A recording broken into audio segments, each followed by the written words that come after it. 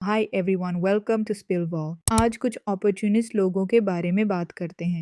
उगते हुए सूरज को दुनिया सलाम करती है, ये एक पुरानी कहावत है, लेकिन अगर इसे बॉलीवुड पर अप्लाई किया जाए तो ये सिर्फ एक लाइन नहीं रहती, ये पूरे सिस्टम की सच्चाई बन जाती है। यहाँ रिस्पेक्ट टैलेंट को नहीं मिलता, यहाँ रिस्पेक्ट पावर को मिलता है। यहाँ मेहनत से ज्यादा इंपॉर्टेंस पोजीशन की होती है और सिंसेरिटी से ज्यादा वैल्यू मोमेंटम की होती है। यामी गौतम के साथ जो अभी हो रहा है वो इसी माइंडसेट का सबसे साफ एग्जाम्पल है।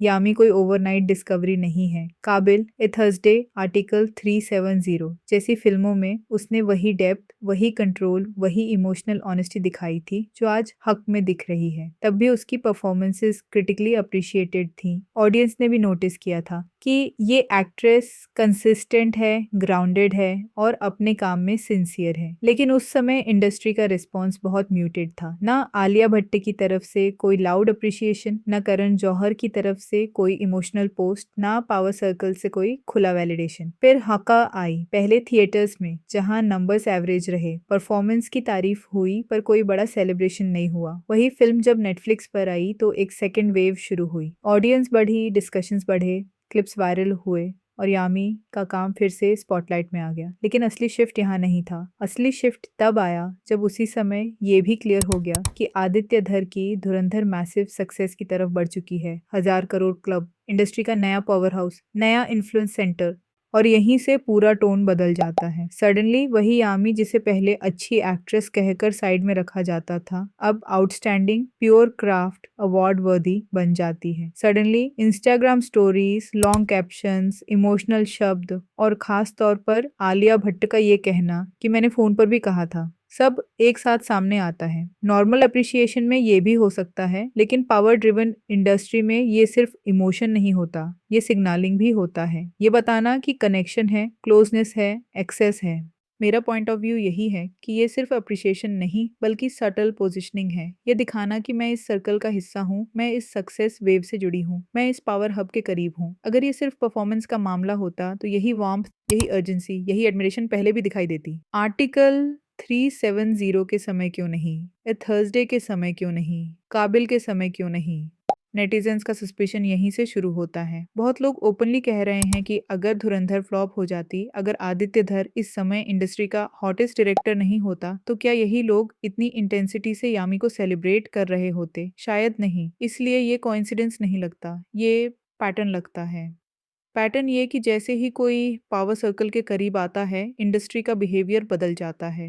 मेरे लिए ये पूरा केस एक ही चीज प्रूव करता है, बॉलीवुड टैलेंट को नहीं, पावर को सैल्यूट करता है। यामी पहले भी उतनी ही ब्रिलियंट थी। फर्क सिर्फ इतना है कि तब उसके पास पावर बैकिंग नहीं थी और आज वो पावर इकोसिस्टम का हिस्सा बन चुकी है। इसलिए आज उसकी तारीफ हो रही है, आज उसे डिजर्विंग कहा जा रहा है, आज उसे फ्यूचर अवार्ड्स की कंटेंडर माना जा रहा है। अब यहाँ सिर्फ आलिया भट्ट की बात नहीं है, करण जौहर का पैटर्न भी इसी नैरेटिव को स्ट्रेंथन करता है। पास्ट में ऐसे कई मोमेंट्स रहे हैं जहाँ यामी को सटली साइडलाइन फील कराया गया। काबिल के प्रमोशंस के दौरान उसे इम्पोर्टेंस नहीं मिलना। I won't deny there have been times where you felt unwelcomed, where you felt not a part of this, where you felt for that you don't need anyone to tell you. Just that one look is enough. That you know it, you can read it. That we don't, you're not there yet. Shows पर uncomfortable moments, industry gatherings में invisible treatment. उस समय करण जौहर जैसे power figures की तरफ से कोई खास वार्मथ नहीं दिखी। आज वही करण जौहर एक लॉन्ग इमोशनल पोस्ट डालते हैं, यामी की परफॉर्मेंस को मास्टर क्लास कहते हैं, खुद को उसका फैन फॉर लाइफ बताते हैं। सवाल ये नहीं है कि उनकी तारीफ जेन्युइन हो सकती है या नहीं, सवाल टाइमिंग का है। सवाल ये है कि ये एडमिरेशन अब क्यों, जब यामी का प्रोफेशनल और पर्सनल पावर ग्राफ दोनों पीक पर हैं। बॉलीवुड का इकोसिस्टम बहुत पॉलिटिक्स ड्रिवन है। यहाँ रिलेशनशिप सिर्फ पर्सनल नहीं होते, स्ट्रेटेजिक भी होते हैं। यहाँ प्रेज भी सिर्फ इमोशन नहीं होता, अलाइनमेंट भी होता है। यहाँ साइलेंस भी एक मैसेज होता है और सडन सेलिब्रेशन भी एक सिग्नल होता है। इंडस्ट्री में लोग अक्सर उसी तरफ खड़े दिखते हैं जहाँ फ्यूचर पॉसिबिलिटीज, इन्फ्लुएंस और एक्सेस दिखाई देता है। मेरा एंगर किसी एक सेलिब्रिटी पर नहीं है, मेरा एंगर इस हिपोक्रेसी पर है, इस डबल स्टैंडर्ड पर है, इस बात पर है कि टैलेंट को तब तक इग्नोर किया जाता है जब तक उसके साथ पावर अटैच न हो जाए, और जैसे ही पावर अटैच होती है वही टैलेंट सडनली एक्सेप्शनल बन जाता है। यामी के लिए सिंपैथी भी इसी वजह से है। उसने पहले भी उतना ही अच्छा काम किया था, पर तब वो अकेली थी, सिस्टम के अंदर पर पावर के बाहर। आज वो सिस्टम के अंदर भी है और पावर सर्कल के पास भी, इसलिए आज उसकी आवाज सुनी जा रही है, उसका नाम लिया जा रहा है, उसकी तारीफ की जा रही है।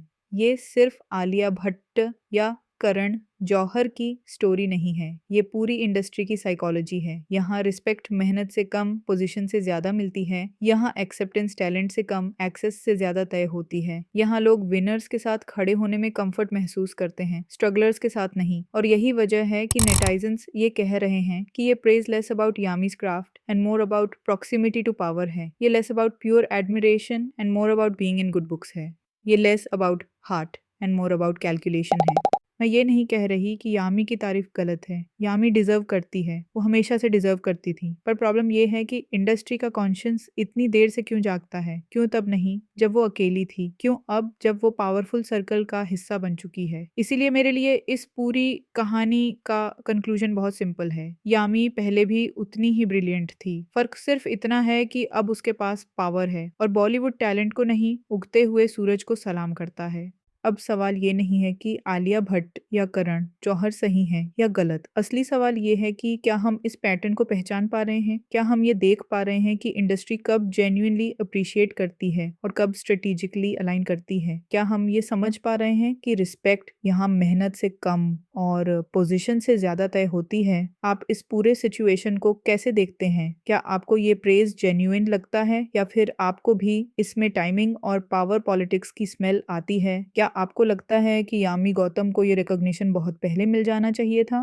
नीचे कमेंट्स में अपना पर्सपेक्टिव जरूर लिखिए, क्योंकि डिस्कशन तभी मीनिंगफुल होती है जब अलग अलग व्यू पॉइंट्स सामने आते हैं। अगर आपको ये एनालिसिस रिलेटेबल लगा, अगर आपको लगता है कि बॉलीवुड के पावर गेम्स को समझना जरूरी है, तो वीडियो को लाइक करिए, चैनल को सब्सक्राइब करिए और बेल आइकॉन दबाइए, ताकि ऐसी ही डीप हॉनेस्ट कॉन्जर्वेशन आप तक पहुंचती रहे। मैं मिलूंगी अगले वीडियो में एक और कहानी, एक और पैटर्न, एक और रियलिटी के साथ।